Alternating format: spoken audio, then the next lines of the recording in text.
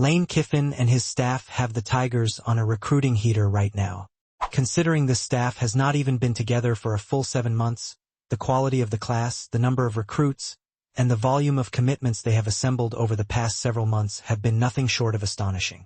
Even when you factor in the prospects they have missed on, their ability to consistently get some of the nation's top players on campus for official visits has been equally impressive. When it comes to recruiting, relationships matter.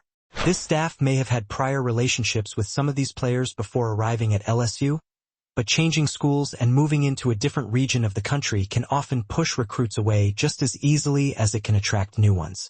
In a relatively short amount of time, however, this staff has built strong relationships throughout the 2027 class while helping recruits understand the LSU brand they are now representing.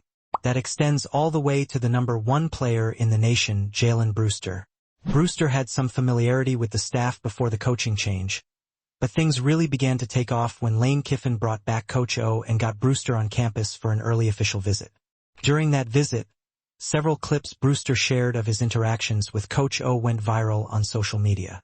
Those moments made it obvious that Brewster was developing a genuine relationship with Coach O. Since leaving Baton Rouge, Brewster has consistently showcased LSU across his social media accounts. Almost daily, he has posted photos or videos of himself training while wearing LSU gear. During that same stretch, he has only featured Texas Tech, the school to which he is currently committed, once or twice. The Tigers have elevated this recruiting class to the verge of a top 10 class nationally without Brewster. Behind the scenes, though, the staff continues answering every question and meeting every challenge in an effort to flip the nation's top prospect from Texas Tech. Brewster even documented his LSU official visit on his YouTube channel. During his photo shoot, you could see his genuine reactions to being inside Tiger Stadium and on LSU's campus. Earlier this summer, many believed his recruitment had become a 3-team race with Texas Tech leading, while LSU and Florida attempted to close the gap. As the summer has progressed, however, sources close to Brewster's recruitment have narrowed the race to LSU and Texas Tech, with many around LSU believing the Tigers are in an excellent position to land him. July has essentially become a pseudo-early signing period for recruiting. Most commitments made during this month tend to stick, and there is a growing feeling around Brewster and his camp that he would like to have his recruitment settled before beginning his senior season at Cedar Hill High School. Yes, being from Texas matters. However, this situation is different from the one involving Easton Royal, who we'll discuss shortly. Cedar Hill is roughly a 5-hour drive from Texas Tech. That is not a recruit who is playing in Texas Tech's backyard. In fact, they're not even in the same neighborhood. Compare that to roughly a 6-hour and 25-minute drive to Baton Rouge. It's only about a 90-minute difference. No matter which school Brewster chooses, he is still leaving home. LSU has closed the gap significantly on the nation's top prospect. At this point, Brewster feels more like an LSU Tiger than a Texas Tech commit being recruited to flip. That's exactly how Easton Royal feels. Royal is currently committed to Texas. While the Longhorns have held onto his commitment since late November, LSU and Lane Kiffin have done everything possible to separate themselves from Texas and every other program pursuing him. It was extremely important for Texas to secure Royal's commitment when it did.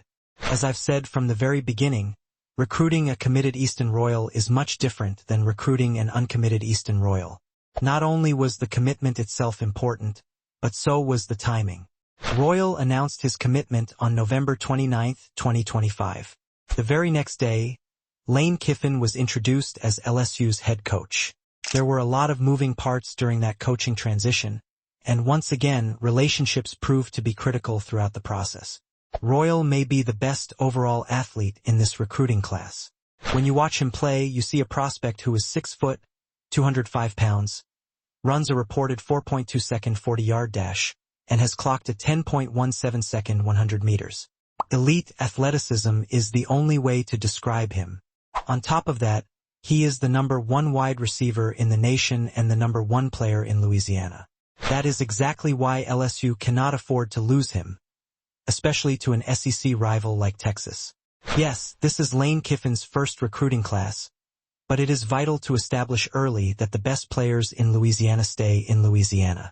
Royal completed his official visit schedule, and at one point there were rumors that he might not even take his official visit to Texas during the final weekend.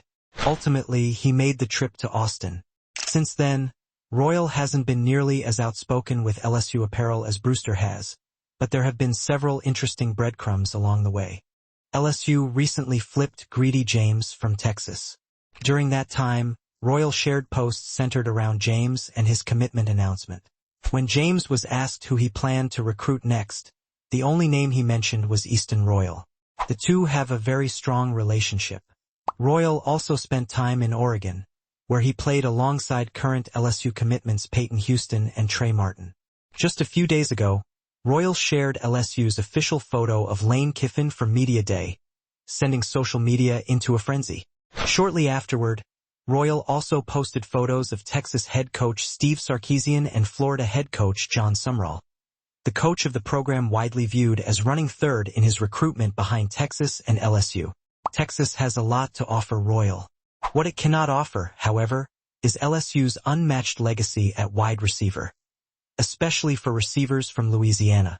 Jack Marucci recently appeared on In the Bayou with Tyrann Mathieu and shared an incredible statistic about LSU wide receivers.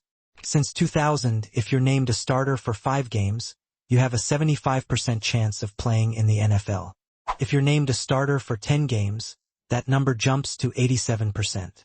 He also noted that since 2012, LSU wide receivers have earned more than $500 million in NFL contracts. That's literally just different. Word around Royal's recruitment is beginning to suggest that, much like Brewster, he would like to enter his senior season with his decision finalized. Royal also has a birthday coming up soon, leading many to speculate that he could announce something around that time. Whether that happens remains to be seen. However, if LSU can flip both Brewster and Royal this month, it could propel the Tigers into the nation's top 5 recruiting classes in Lane Kiffin's first season as head coach while making a loud statement about the recruiting standard LSU intends to uphold moving forward.